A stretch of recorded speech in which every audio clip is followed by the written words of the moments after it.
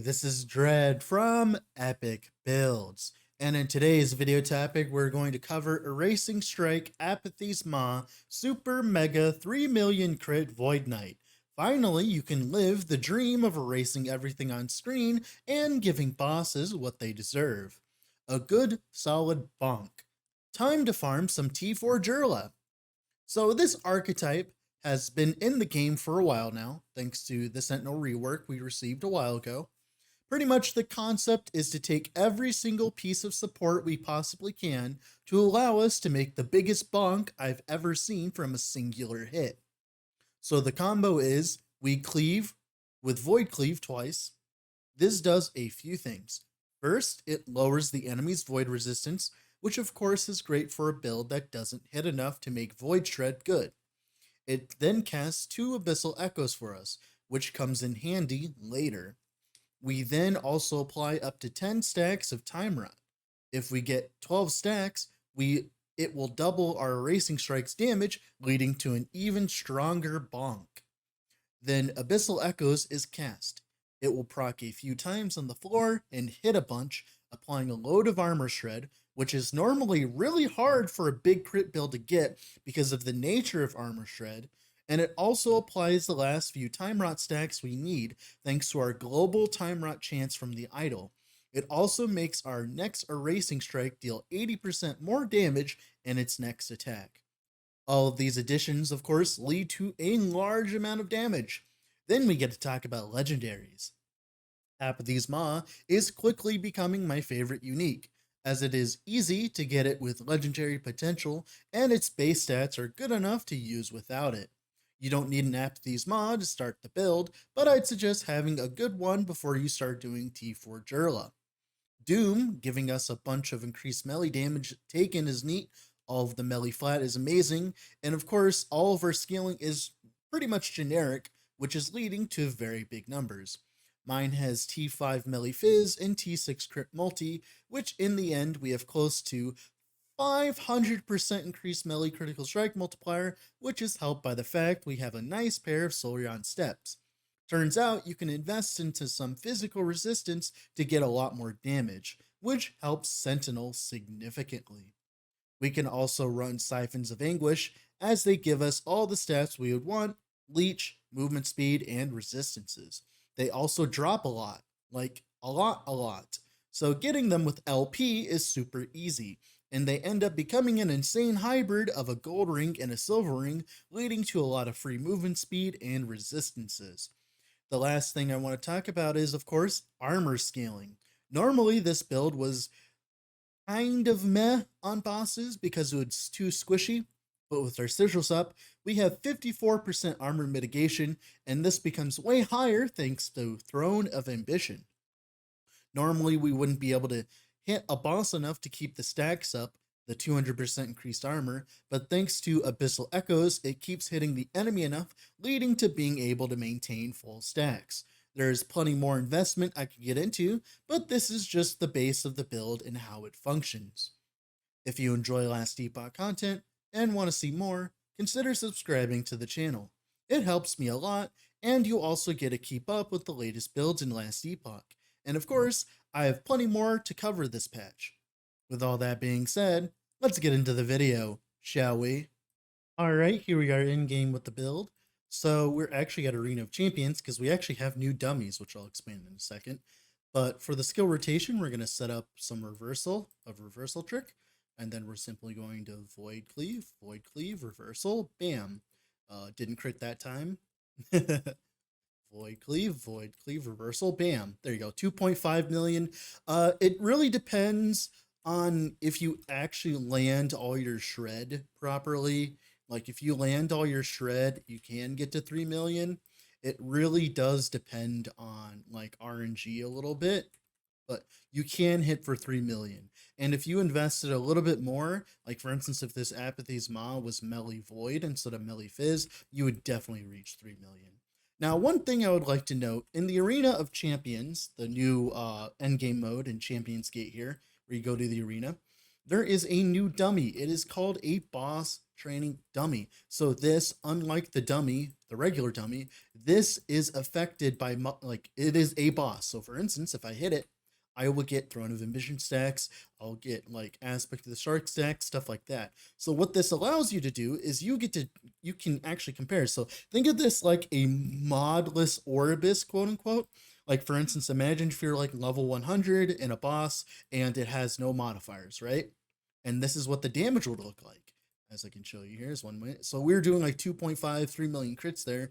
Now we're doing 40k, right?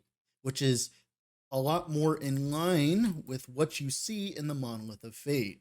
Do it a few more times here.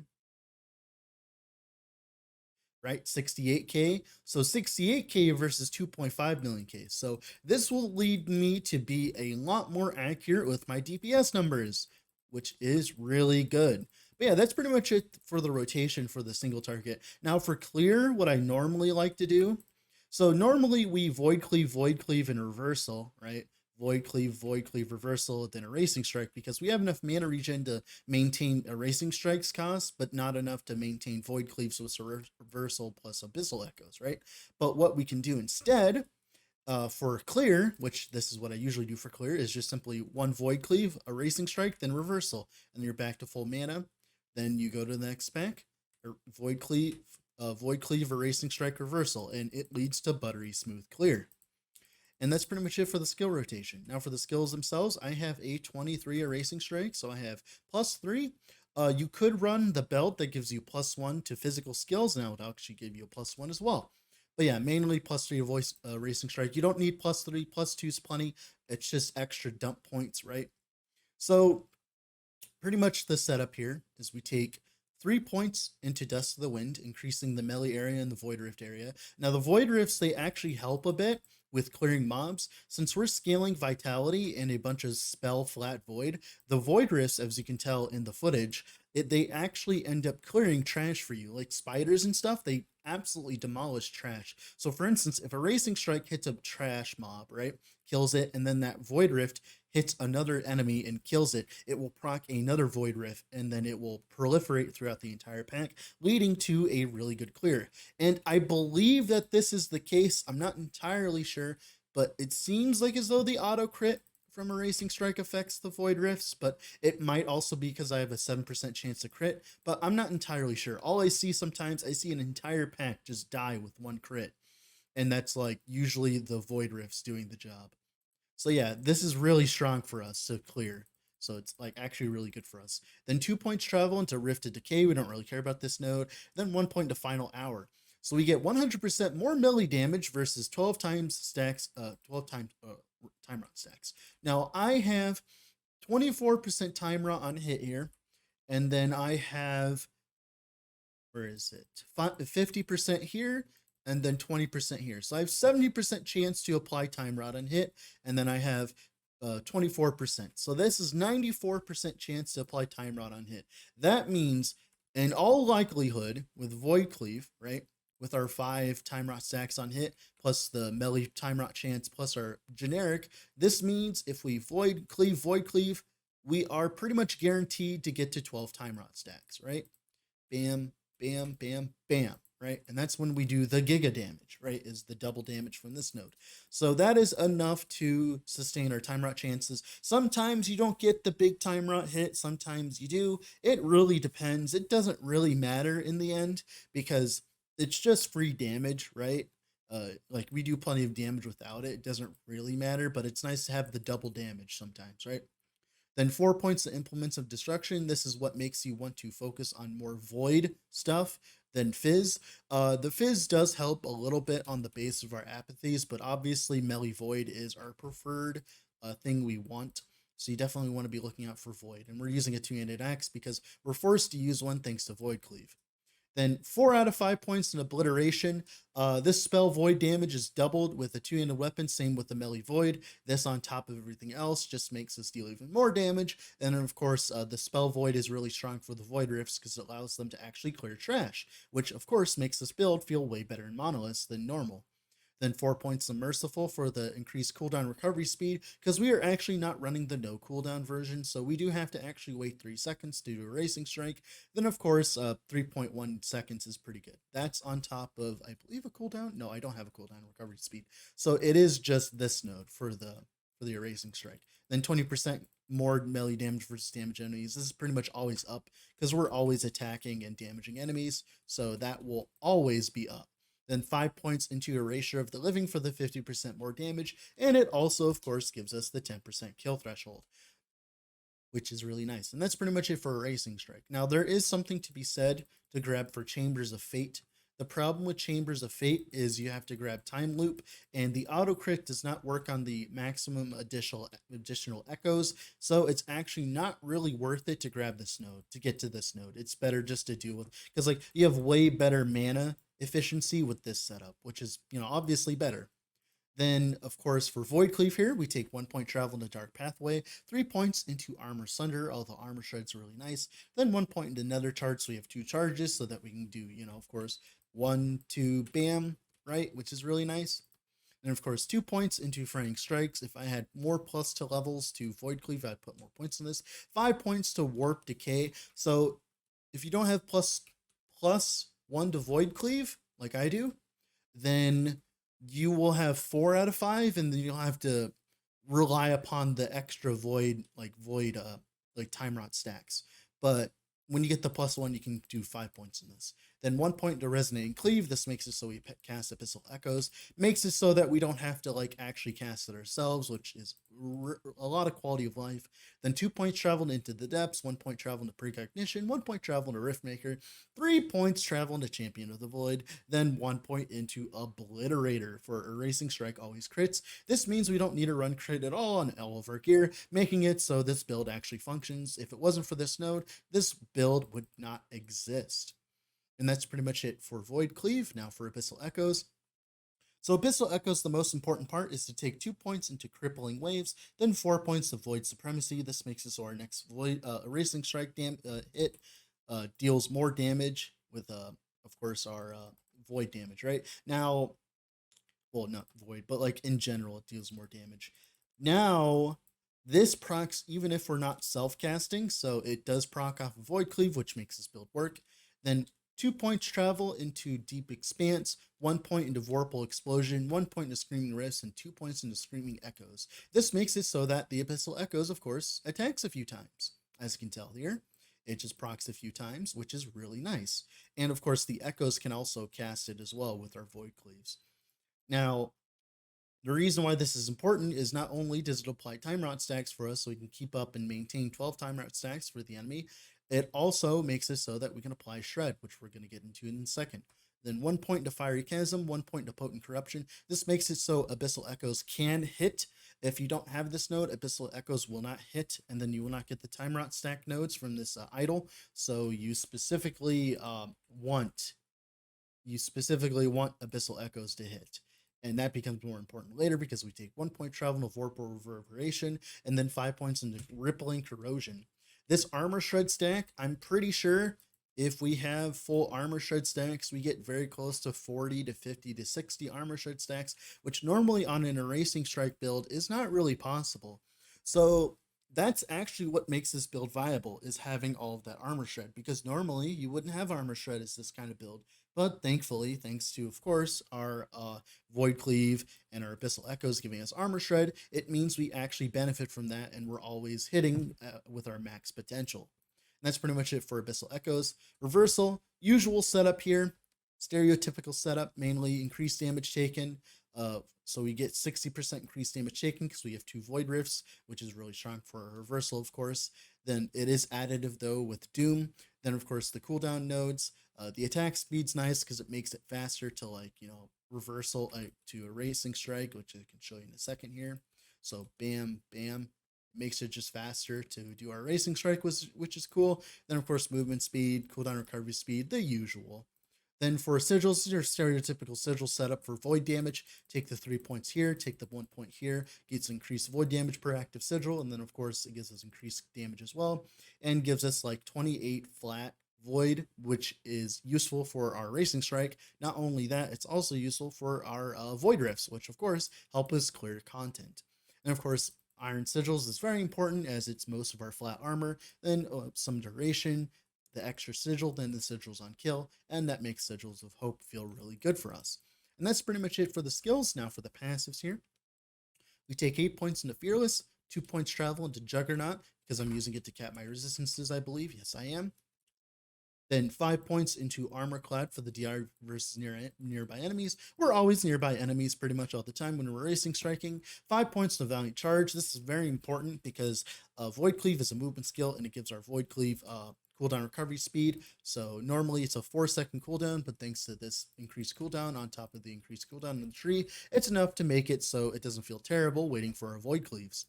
Then for Paladin, we take 8 points into Defiance for the Ellie Res, which is really nice. Then 7 points travel into Valor. The flat health is nice and to get up to sigils. Then for Void Knight here, we take 10 points into Abyssal Endurance, one of the best nodes in Void Knight. This Fizz Res helps us deal with the negative Fizz Res from Solarion, so that's always nice. Then 6 points into Temporal Corruption for flat, 8 points into Void Blades for even more flat, because as you know, a Racing Strike has a 400% added damage effectiveness with flat damage, so flat damage is really good for us. Then 6 points to World Eater for the extra leech. We want as much leech as possible, so when we hit something, anything with our damage, it instantly brings us back to full HP. And this also makes it so that our Abyssal Echo's dot can actually leech us. So whenever we like hit with Void Cleave, that pretty much brings us to full because we do that much damage with it. Then 1 point to avoid corruption for all the free crit multi. It's like about 77% free crit multi. Then 5 points into Rot Grip for melee time rot chance, like I said, for the erasing strike stuff. 10 points into Eternal Form for the increased health and stuff. 10 points into Future Mind. This makes it so we have more max 8 mana, and the mana regen makes it so that if we have enough mana regen, I have 17 with a bit of mana regen on my gear. I have mana regen here, and then I have mana regen here, then mana regen here. This makes it so that if I Void Cleave twice, reversal, and then attack, it makes it so that our mana regen recovers the cost of a racing strike. So that we only need a Void Cleave, racing strike, bam, and then bam, we're back at full mana pretty much, which is really nice. And it helps it so that whenever we fuck up with our rotation, we're not completely screwed. Then 3 points travel to Echoing Strikes. The Echoes do not inherit the auto crit, so we don't care about the Echo chance at all. We actually just care about the increased melee attack speed, and of course the Time Rot chance, which is global, which will apply to your time with your. I don't think it's global, is it? No, your melee. Oh yeah, no, it is just melee attacks with Time Rot. Yeah, and this makes it so our Void Cleaves can apply more Time Rot stacks to get up to 12, which is of course very important. So for our damage, and we don't really need Avatar of Regret because of that. And that's pretty much it for the rest of the passives. Now for the gearing, I have really good gear. You actually don't need really good gear to get this build started, but this build is those kind of builds that's like good at every stage of investment. As soon as you get the auto crit node from Void Cleave, then spec into Erasing Strike, your damage will skyrocket while you're leveling. You can literally level with this setup, bam, bam, and be fine. Do that throughout the entire mono, everywhere until you get to the point where you can set up the more complicated setup. Sorry about that, I dropped my phone. Now, so for a helmet, vitality, probably want, I think, probably strength for because it would give us damage and it would also give us armor scaling, crit avoid, health, endurance, the usual. This isn't really meant for my build, but it had increased void damage on it, so it's like, why not? Then for the amulet, crit multi, mana regen, void pen, resistance, and bone ammont's really nice. You could run an Omnis here for the +1 to Erasing Strike to get the +1 here as well. You can also maybe go into 1 point to absorb the remains so that whenever you kill something, we get a bunch of increased, HP back, but it's not really that important.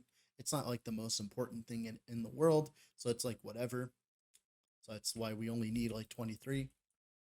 Then for the weapon, Apathy's Maw, of course, best in slot. You can use something like the Void Sword. I think it's the sword. I think it's the Void Sword. You could use this probably until you get an Apathies, or yeah, this one, Hollow Blade. You can use a Hollow Blade until Apathies. The damage actually isn't that different with this.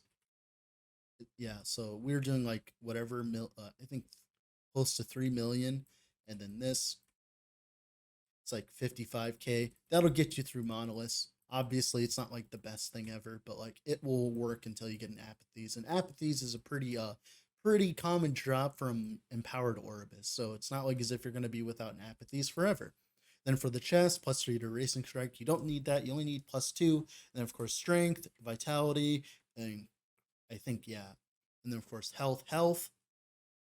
You want as much strength as possible, obviously, because the armor scaling is really nice. Then double Siphon of Anguish. I got a bunch of LP ones. You can use Ray Rings. You don't actually need Siphons of Anguish. I just have them because they're neat. Then like they just give you so much, right, for like everything, right? And then of course the belt, regen, cleanse, HP. That's pretty good. Then for the gloves, these are the shittiest pair of gloves I've ever worn, ever. The only reason I'm using them is they're capping my crit void. You can go for anything else. Anything else is better than this. Then for the boots, Saurians with extra movement speed on them. You don't need Saurians to play the build. The build does plenty of damage without Saurians here. 1 second. Yeah, the build does plenty of damage without Saurians. So you don't actually need Saurians. It's just really convenient to set up a Saurians. You don't actually need a Saurians. Now, if you want to like pretty much move faster, you could use a pair of Dark Strides, which will get you close to the amount of movement speed I have. Now, if you had a Dark Strides with movement speed, it would be more movement speed. So this would be like comparable to the same amount of damage as Saurians. I just like Saurians better. And of course, for the relic, you want plus to Void Cleave, at least +1, so that you get the extra node inside the erasing, inside the Void Cleave. And then, of course, regen, resistances, whatever else you can get. For idols, you just need a perfectly rolled time rot chance on hit idol would be nice, but of course anything over 20 is nice. And then of course you can get melee void on there as well. And of course you can run melee void damage idols as well. That would help a lot. I'm just using all these to cap my resistances because I'm a poor bastard. Then of course Throne of Ambition for the armor scaling. This is very important for single target. And that's pretty much it for the showcase here. I just want to showcase that how the what is it called? I just want to showcase the Throne of Ambition, how quickly I gain armor. Like, I get a bunch of armor just from Throne of Ambition, which is really nice. And that's pretty much it for the build. With all that being said, thank you all for watching. Have a wonderful rest of your evening. Bye.